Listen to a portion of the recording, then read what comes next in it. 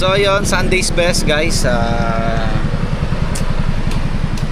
Alam nyo na, linggo, family day.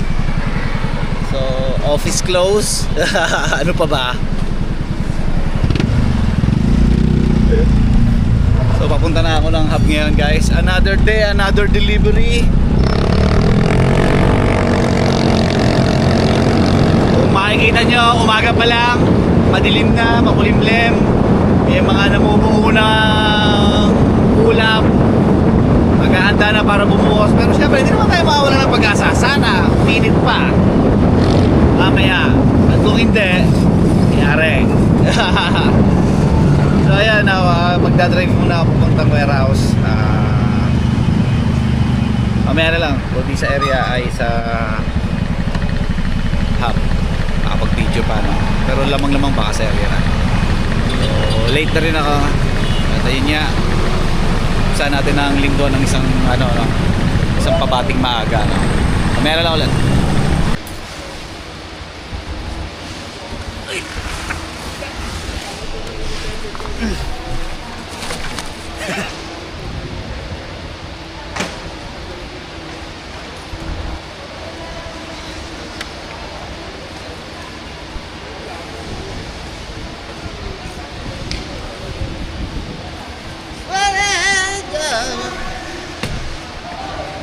Ciao.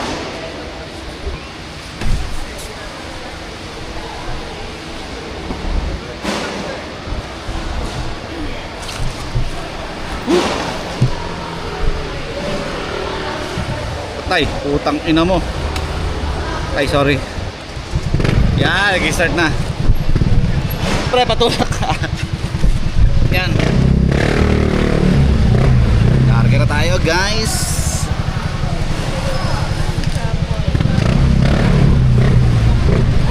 Beep, beep.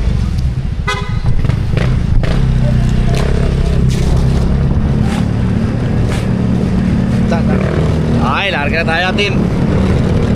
Alabas tayo ng warehouse. So linggo, di ko alam. Yung bago kasi talaga, masipag talaga siyang tumakbo. So kaming mga original na tatlo sa highway, hiningihan niya kami lahat ng panakbo. So umabot yung panakbo niya ng 150. So ako, ang panakbo ko 103. Nakakaya. So pakiramdam ko nga bumabagal na ako, humihina na ako sa pagdi-deliver kasi actually hindi na ako nakakabot ng 200 sa kasamaang palad guys, no? Kasi kung tutusin, dapat ito low volume, dapat nasa mga 160, 170 padala ko kasi nga maraming parcel. Eh kaso masipag nga yung bago namin, hingi siya ng hingi. Ako naman, sige wala namang problema, no? Mali ba natin na may pinagkakagastusan siya, may kailangan siyang ipunin o ano man. So sabi niya kukunin daw niya isang peso. Sabi ko sige, takbo ko ng takbo. Basta tinatanong ko siya kung kaya ba niya, para in case hanggang doon na lang niya ibibigay ko, kaya hindi ko na isasagad. Kung kaya naman daw niya, okay gano'n. Sipag no? So ito lang yung kagandahan sa nagiging backup namin sa highway, no? Sa area namin, tatlo kasi kami main rider sa highway ng Tagapo. So ayun yung pinakamaganda doon sa backup. Pwede kang humingi ng panakbo sa amin. So madali yung tatakboy mo kasi kabisado mo na nga, no? Kaya ako patuloy na naghahabol ngayon. So yung weekly mas marami na siyang tinatakbo kaysa sa akin. Kasi nga tulad nga nung nangyari kahapon, no, pumasok siya, mas maaga siyang pumasok sa akin. Then sabi niya siya na daw ang tatakbo ng area ko, mag-rest day na daw ako. Sa akin wala namang problema, pero nagsabi naman siya sa akin na kung gusto ko naman daw takbuhin, wala naman daw problema, siya lang daw uuwi. Sabi ko sige na. Sabi ko naman, nauna ka naman sa akin pumasok eh. Ako, patas naman ako, di ba? Nauna ka pumasok, gusto mong tumakbo, go, walang problema sa akin.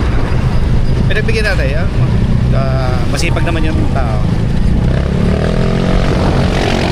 Mag-aantay na lang ako ng sale.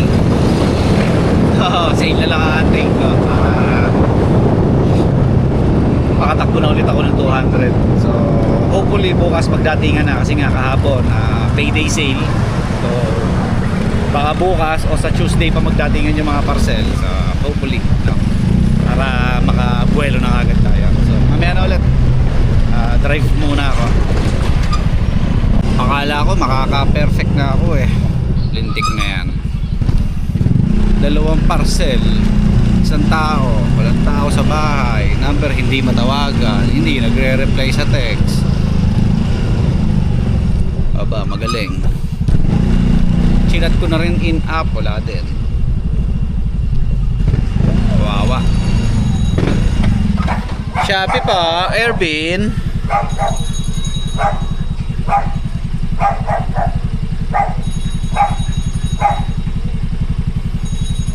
Tao pa, Shopee. Kay Airbnb. Check ko lang, madam. 101.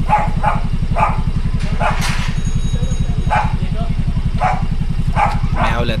Lintik na yan. Kung kailan linggo saka pa ako bubisitin, no? Sinusupok na naman ako ng panahon. Isipin nyo na lang, tumawag ako sa labas ng bahay. Shopee, binanggit ko yung pangalan. Okay, may sumagot. May sumagot. Magkano daw? So sinagot ko rin. Sabi ko 74 po. Lintik na yan, no? Tinagkas delivered ko na nga kasi nga mura lang, 74. Baka kumukuha na ng pera. Kasi ilang narinig ko eh. Magkano po eh? Aba, 5 minuto na, hindi pa rin lumalabas. Nag-doorbell na ako. Tinatawagan ko na sa cellphone. Tumatawag ako sa labas ng bahay. Taka na nga, wala na lumabas. Buti nila nga mo, 74 pesos lang. Taka na nga. Ayop eh. So yun, total 3 na yung on hold ko. Yung isa siguro nag-ride sila. Tapos yung dalawa, yun nga yung hinayupak na hindi matawagan, hindi rin nag-reply. Ano yun, namumupahan lang din yun doon sa area ko. Eh, talagang laging wala yun. Wala pa nare-receive na parcel yun. Umorder na naman. Eh, alam nyo na, hindi naman tayo mapilit. So yun na nga yung sinasabi ko, no? Yung hiling ko kanina na sana wag na umulan at uminit na, wala, hindi natuloy. Ito, naapon na, malalaki patak. Pupunta pa naman kami ng Tagaytay mamaya na partner ko na yun, ni Marilyn, ang asawa ko. Aakit kami ng Tagaytay mamaya para kumain. Wala, nagtagal pa ako kasi pilit ko nga tinatawagan o ano, pilit ko kinokontak yung number nung 2 parcel kasi yung isa naman kay Ate Flor kahit abonoan ko na yon, sureball naman yung makukuha. Eto nga lang 2 parcel na to, hinayupak, wala talaga, kaya nabibwisit ako. Tapos dumagdag pa yung isa, alang niya tuloy, nagkaroon pa ako ng abono na 74. Ay, ako! Buisit! So, pupunta na ako dito sa Metro Gate. 30 lang yung parcel.